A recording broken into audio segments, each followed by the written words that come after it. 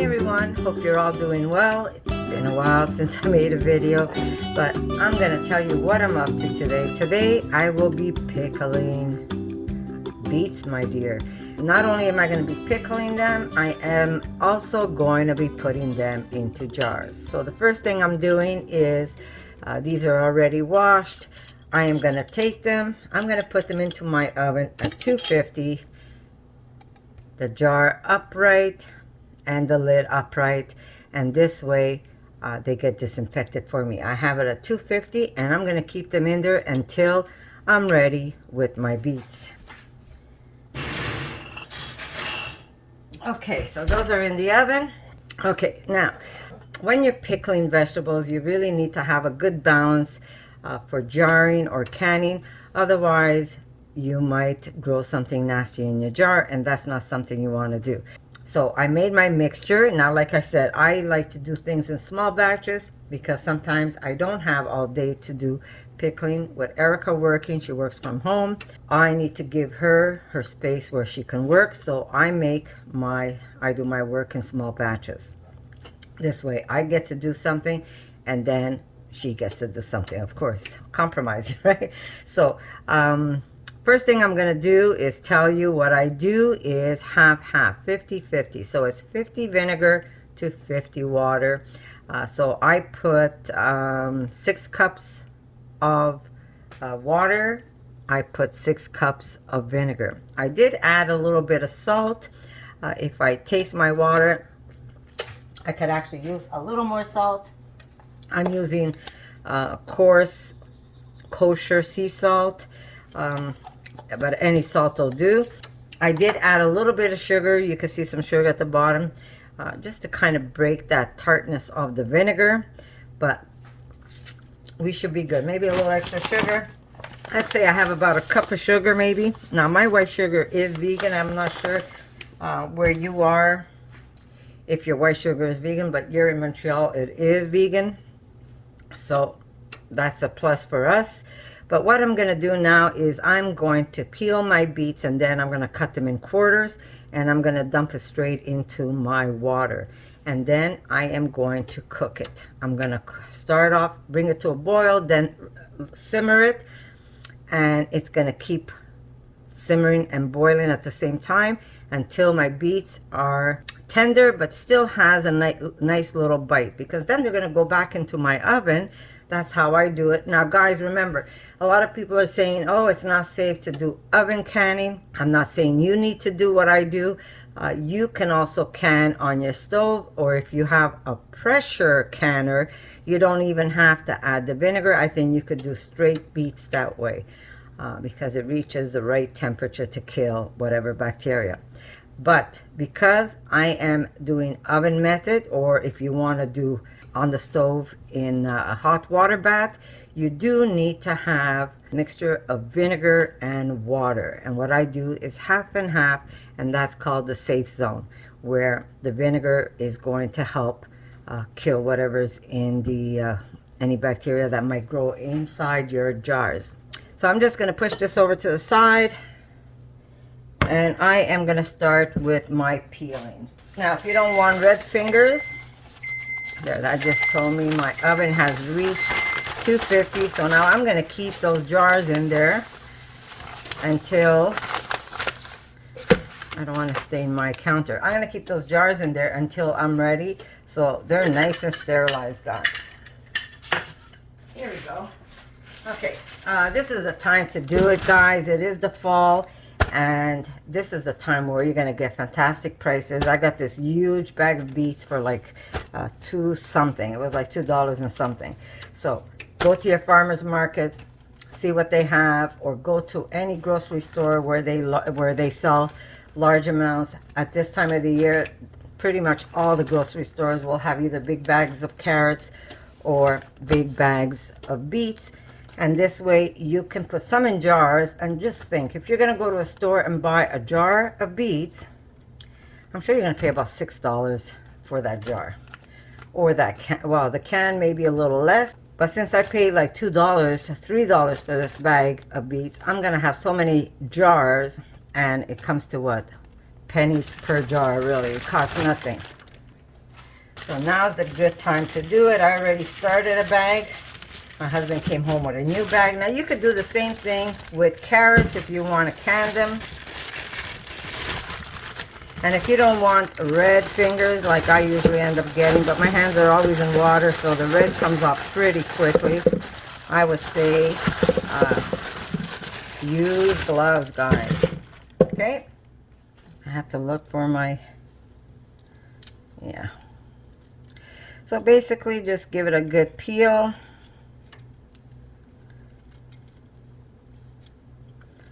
And like I said, if you don't want red fingers, do use gloves.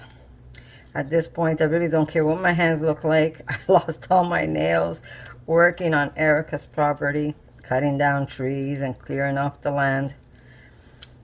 And I have no more nails. They just all broke off. I had to cut them all down.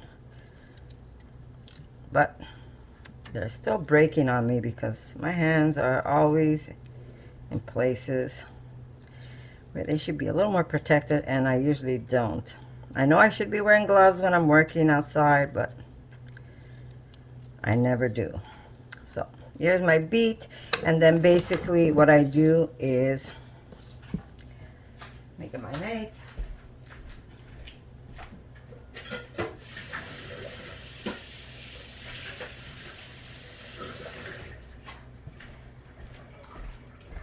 After I peeled it, I take my beet and I just go down and cut them in quarters. Now you could cut them any way you want. I don't mind quarters because I like to either eat them that way, or I can recut them if I need smaller pieces.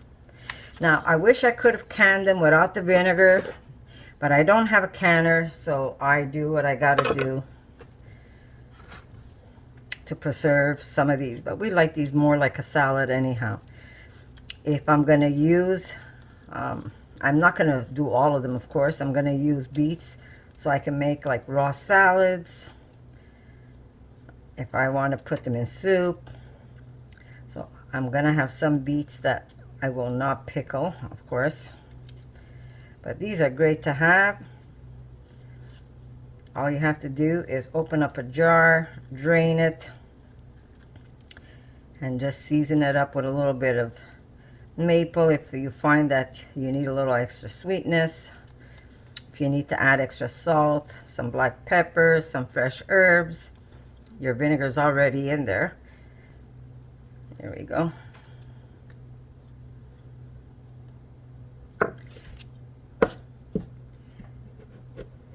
And we cut them in quarters. These are small. Usually I get them a lot bigger, but this is what my husband brought home, and this is what I'm gonna use. Actually, these could go right into the water.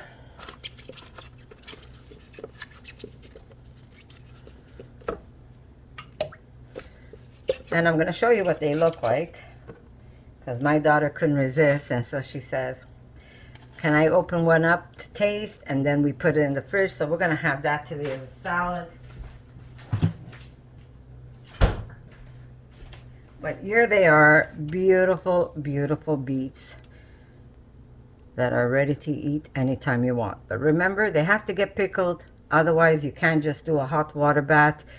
But I do boil these and cook them down. And then I keep that water still hot, boiling as I'm canning.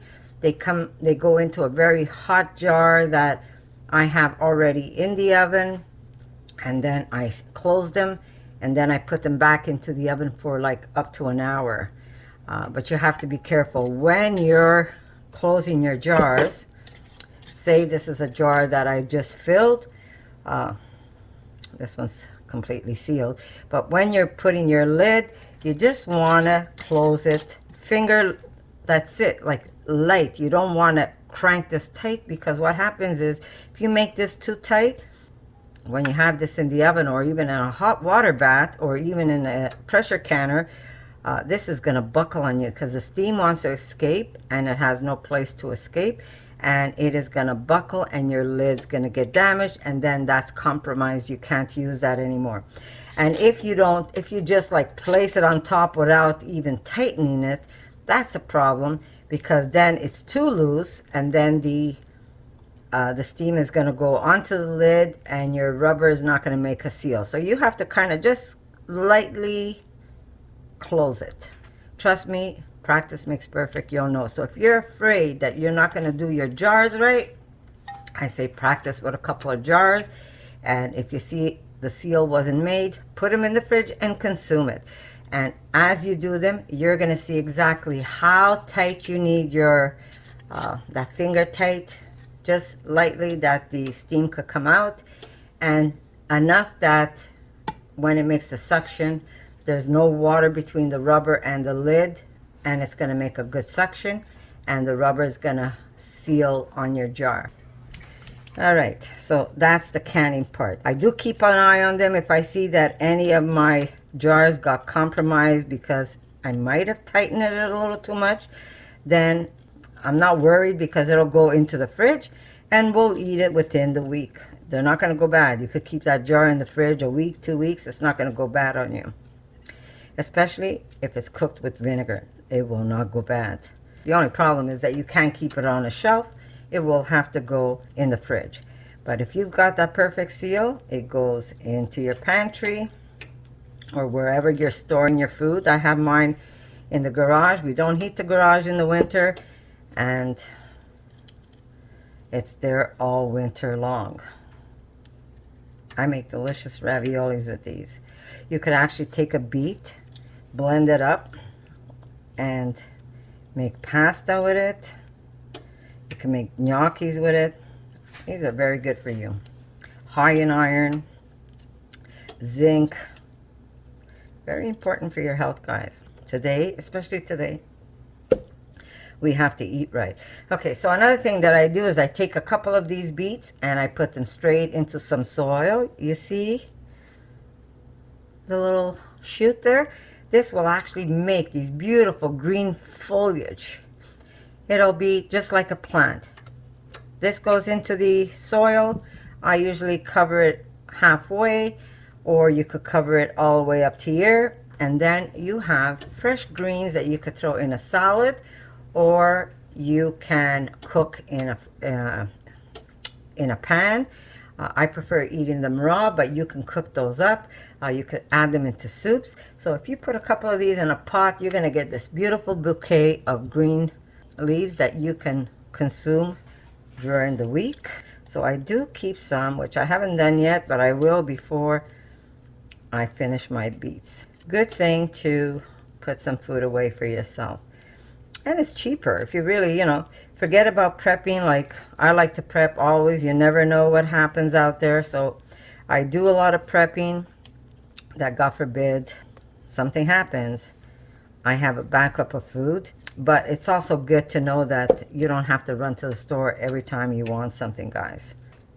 These already had greens. If you know what it's like to grow a beet, you have a little seed that you start with, and then you're going to see these beautiful green shoots growing over the summer. And then way at the bottom, you're going to have a beautiful red beet for you to consume. But if you take that beet and put it back into some soil, you're going to pretty much have green shoots growing, and they could get nice and big too. Some of them will be that high, like beautiful, beautiful leaves. And they're so delicious. They taste just like beets and very good for you. And you could throw those in salads or a stir fry. The only thing is, since I don't have that pressure cooker, I have to pickle mine, unfortunately. But if you do have a canner, I'm sure if you have a canner, I'm sure you're canning beets, so I don't even have to tell you what to do. But if you've never done it before, now's the time, guys. This is a great time for you to say, you know what, I am going to give this a try. And you really do save a lot of money. When I say you save a lot of money, you save a lot of money. And it doesn't have to be just beets. You could do the same thing with carrots. You want to make sure that you have that 50-50 ratio, and that's going to save you from having any jars get compromised with bacteria or whatever. And make sure you have a good seal, guys. That's very important too. Otherwise, your jar will pop on you.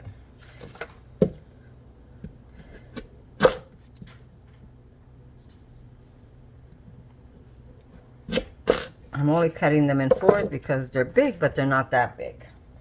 I'm going to show you my water. It's going to turn this beautiful blood red, guys. Perfect for Halloween, guys. Even though, who knows if we're going to get a Halloween with all the crap that's going on in our lives. But, yeah.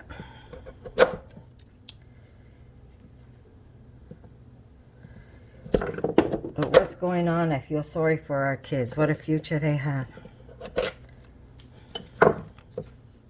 It's a messy world out there, guys.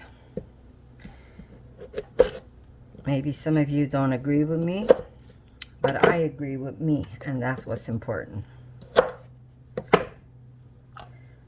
Our kids will never have what we had.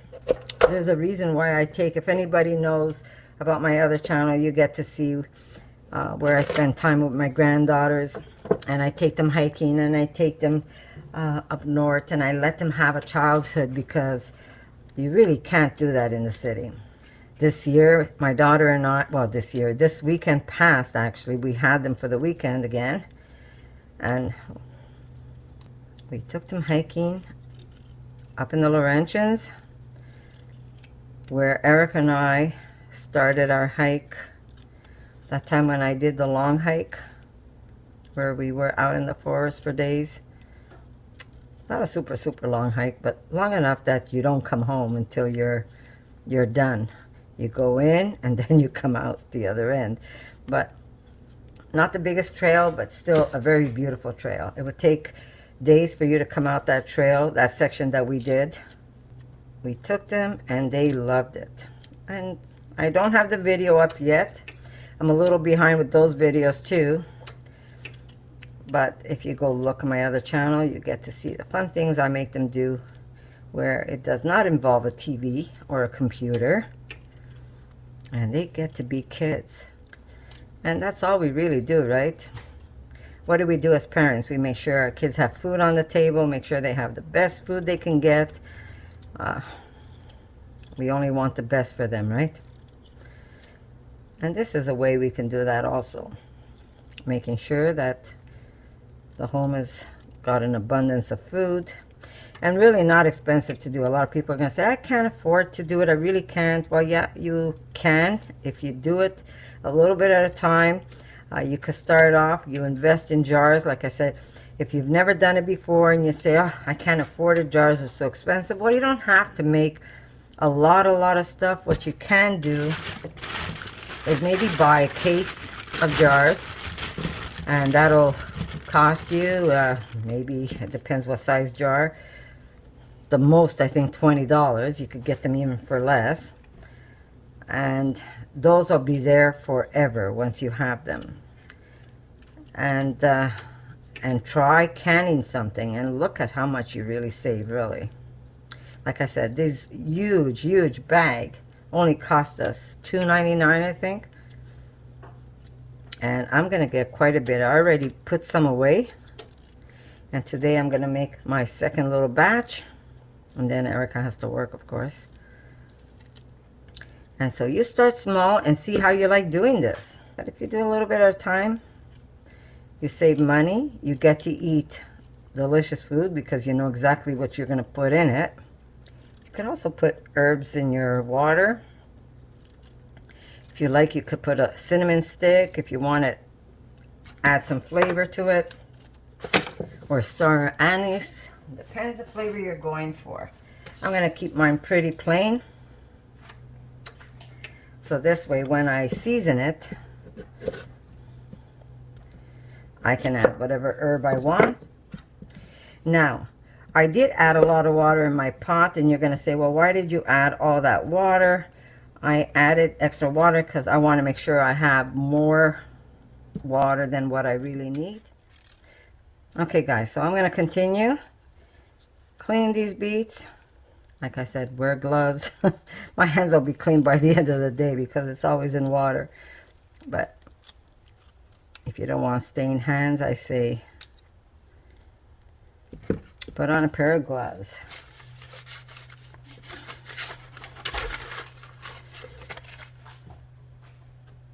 All right, guys. I am going to remove just a little bit of water so this doesn't spill over on my stove. But I am putting this to boil. So like I said, first I bring it to a boil, and then I am going to, first I bring it to a boil, and then I am going to simmer it until they're nice and tender. Tender with a little bit of bite, guys.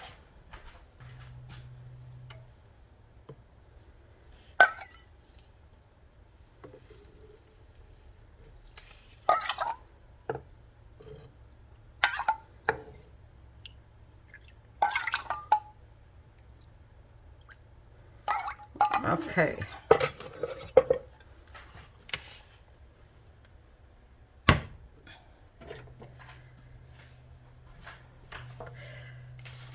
$50 water, 50 vinegar. Put some salt for taste, but not only for taste, it also helps to preserve. And I also put some sugar just to cut that vinegar a bit, but we could always add it later. You're gonna see I'm gonna take those beautiful beets that I already have in a jar because my daughter couldn't resist. She needs to have some. So I am gonna show you what I would normally do when I make a small little beet salad. Okay, so while that is doing its thing, I have myself a little pot. This is my, believe it or not, all of this was made out of my compost, guys. Beautiful, beautiful soil. And this was all thanks to all the scraps that I put in my compost bin. I have beautiful soil to grow things in. I'm going to take my beet and I'm going to push it in right like that. Even a little more if you want to. And I'm going to add a little bit of water. Just a little on top. I'm going to put some at the bottom of my plate just to get it started.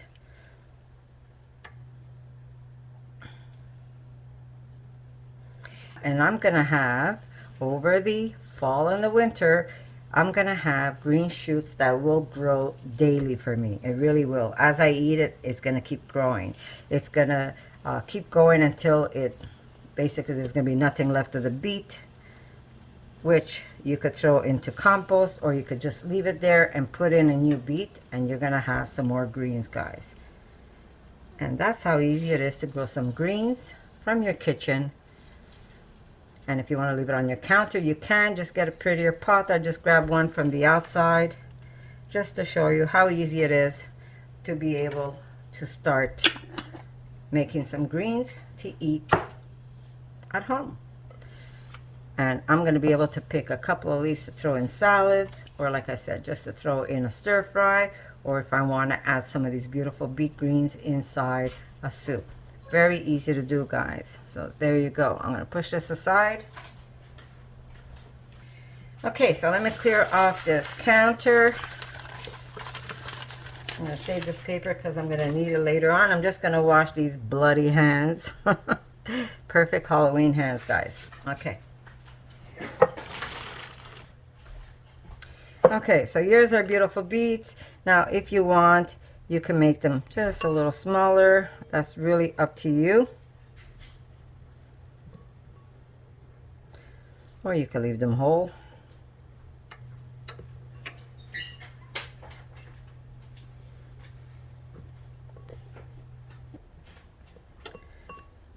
Now, that's a small jar. I usually make the bigger jars when I make the family size.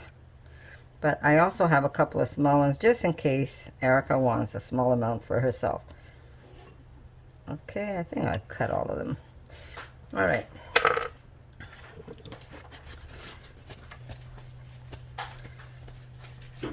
Okay, we're going to put a little bit of olive oil. A little drizzle of maple.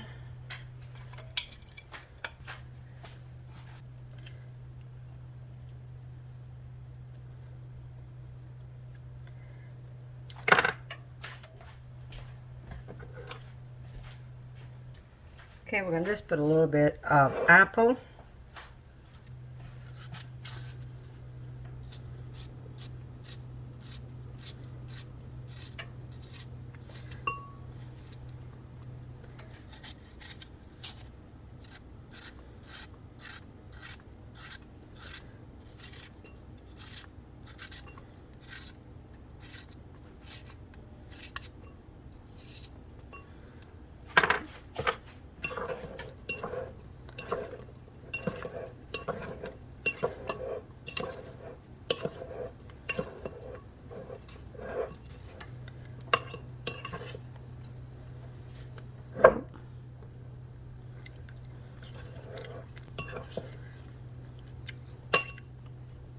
Probably need more salt.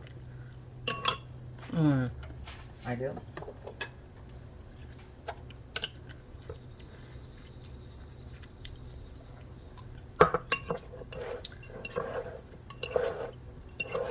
You can use basil. I'm trying to keep my eye over here so I do not overflow my pot. A little extra anise.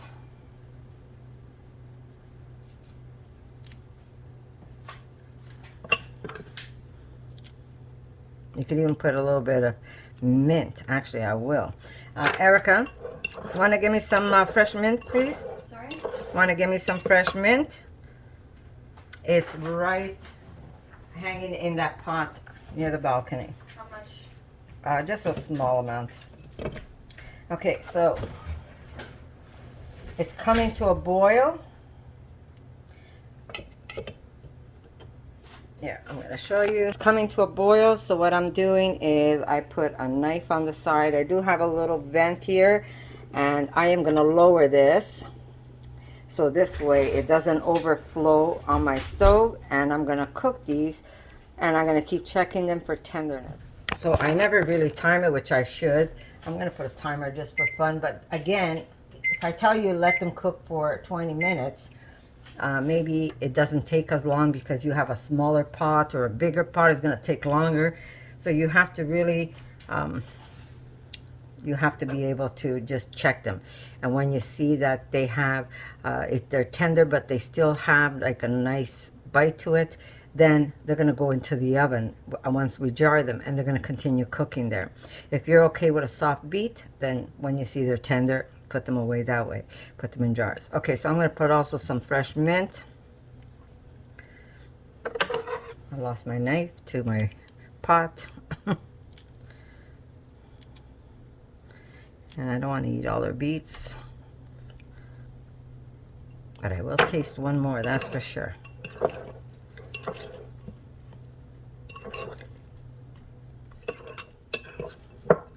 Okay.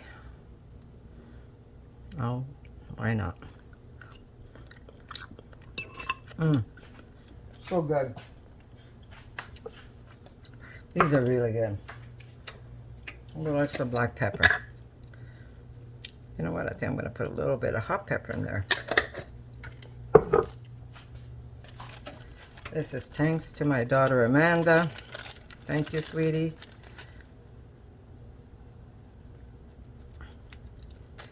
I don't even know the name of this. I will put it in the description, what she gave me here.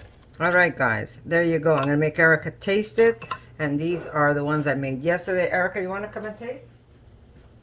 Remember, you don't have to put any vinegar whatsoever because they are already pickled. This is your snack lunch.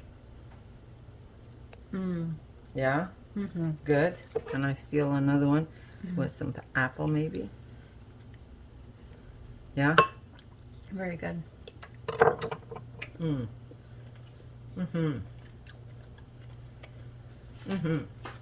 Especially with the apple. It has that extra sweetness.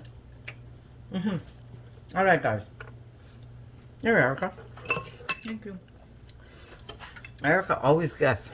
All right. Usually, if I cut too much mint, what I do is I knock down the bottom leaves, and then I put this in some water, and it's gonna make roots for me. And then I just stick it in a little pot, and I get a little extra mint, fresh mint that I could keep in the house in the fall. but very easy to do. Here it is. I'm going to show you. It is cooking up a storm. I'm going to lower it even more, the temperature, because it is going to keep boiling this way. And by having this knife here, it lets the steam escape without overflowing all over my stove, because that has happened many a times. But there you go. How easy can this be? So I'll see you in a bit when I jar these. I have my jars already out, and I want to show you what I mean by they're tender, but they're still a little al dente. I'm just gonna grab that. They're still firm inside, but not hard. So now I have my clean paper towels, my lids. I do not touch them with my hands. Okay, so I'm using paper towels. I'm not using my hands. You gotta be careful. That one too big to go in, of course. Okay.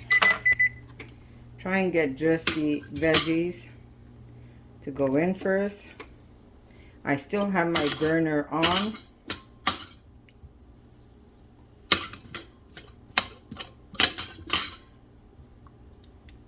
I have one with a bigger hole, guys.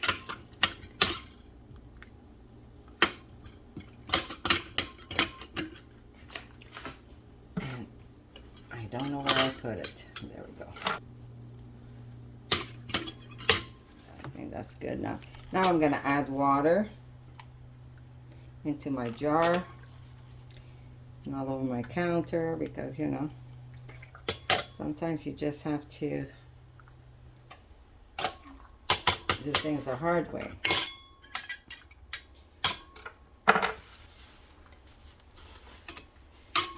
And I'm going to show you.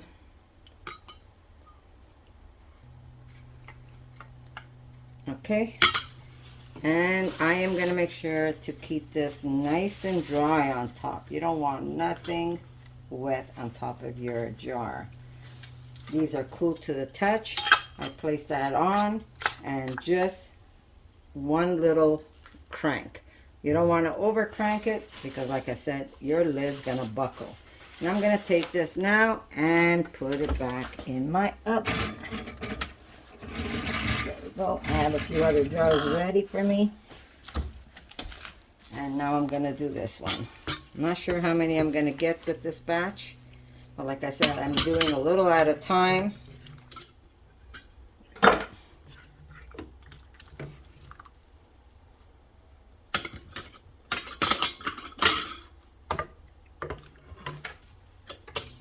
Erica can work, and I can work. There we go. That one had to be cut.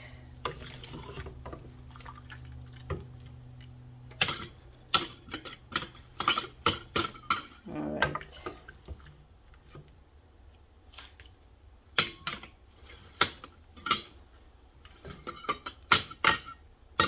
There we go. Now we can do the liquid.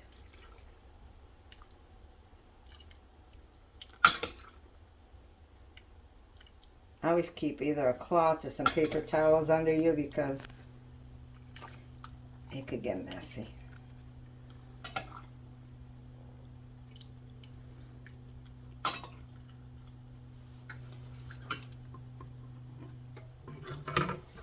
Okay, put that in.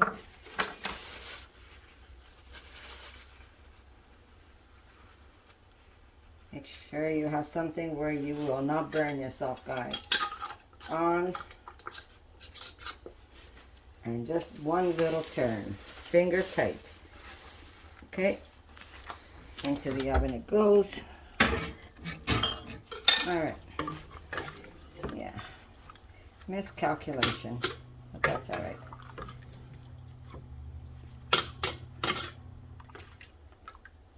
And as long as you have enough water to cover them, and they make a good seal, we should be good. All right. It's all good.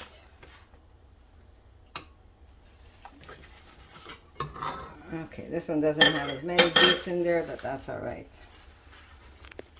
Okay, make sure they're clean. There, just a little, it's just a little,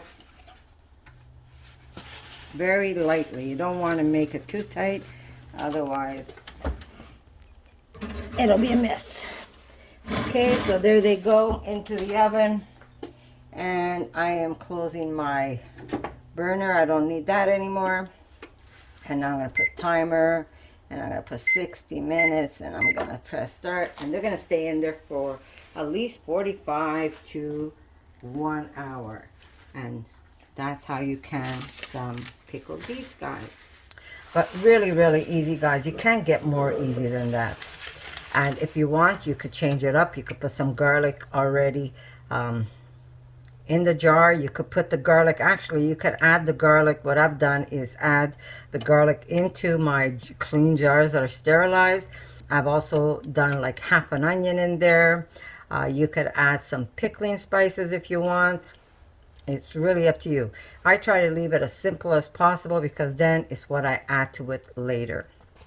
So it's easier for me to play around and see what I want to do with that. But these will be pickled. They're not plain beets. If you want to do the plain beets, guys, you need a good canner, which is a pressure canner. And I think that's the only way you're going to be able to can vegetables without them, you know, causing some harmful bacteria growth in them. You don't want to play Russian roulette with your life either, right? And like I said, if you're not sure about doing it my way, doing it in the oven, don't do it that way.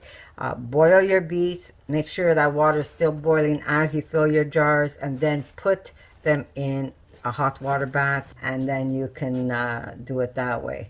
I leave mine in the oven until the day after. Once it's reached 1 hour, I turn off my oven and I basically leave them in there. If I have to use the oven for something, I put them on top of my stove, covered in towels to keep them as warm as possible, because you want to have it slowly do that suction where it pulls in that lid.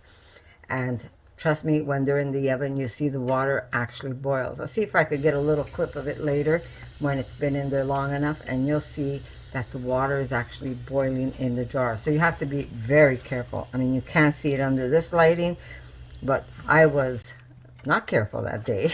When I went to put stuff in my jar, I was holding my jar and I was ready to put my sauce in. I hit something, and then the whole ladle of hot sauce over this part of my hand. And my daughter put some witch hazel, and I had it on ice, and it's not so bad. You can see it still, not sure. It's very brown over here. Like I said, this lighting, you can't see it, but yeah, it was painful. So you have to be careful, guys. And if you have to wear gloves up the ear, do so. But be careful.